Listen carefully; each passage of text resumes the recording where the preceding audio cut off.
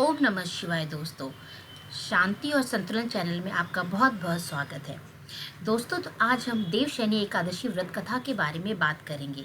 देवशयनी एकादशी का व्रत व्यक्ति को हर तरह के संकट से मुक्ति दिलाने वाला है और खुशहाली प्रदान करता है। इस व्रत में कथा का जरूर श्रवण करें, इससे श्री हरि विष्णु प्रसन्न होते हैं। तो चलिए कथा शुरू करते हैं। कथा शुरू करने से पहले श्री गणेश जी का नाम अवश्य लें। जय श्री गणेश। देवशयनी एकादशी व्रत कथा। कलयुग में मनुष्य के उद्धार के लिए एकादशी का व्रत सब व्रतों में उत्तम होता है। इसके व्रत में सभी पाप नष्ट हो जाते हैं।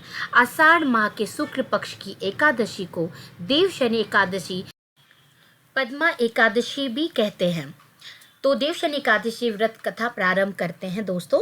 पौराणिक कथा के अनुसार मानधाता नाम का एक सूर्यवंशी राजा था। वह सत्यवादी, महान तपस्वी और चक्रवर्ती था। वह अपनी प्रजा का पालन संतान की तरह करता था। एक बार उसके राज्य में अकाल पड़ गया। इसके कारण प्रजा में हाहाकार मच गया। प्रजा ने राजा से इस परेशानी से राहत पाने की गुहार लगाई।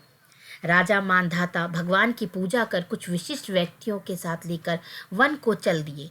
घूमते घूमते वहां ब्रह्मा जी के मानस पुत्र अंगिरा ऋषि के आश्रम पर पहुंच गए। वहां राजा ने अंगिरा ऋषि से कहा कि मेरे राज्य में 3 वर्ष से वर्षा नहीं हो रही है। इससे अकाल पड़ गया है और प्रजा कष्ट भोग रही है।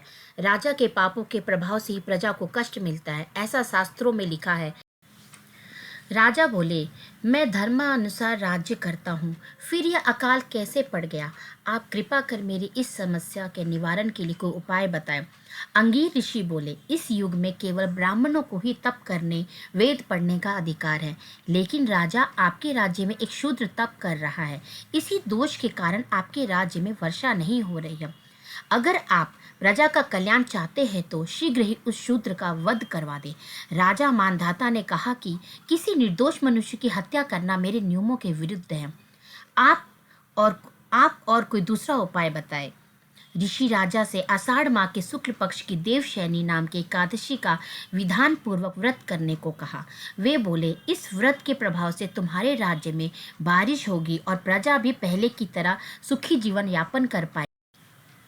राजा ने देवशयनी एकादशी का व्रत पूजन करने का नियम अनुसार पालन किया, जिसके प्रताप से राज्य में फिर से खुशहाली लौट आई।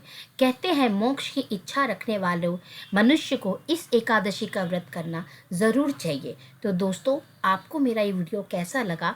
आप मेरे चैनल को लाइक और सब्सक्राइब करना ना भूलें। ओम नमः शिवाय।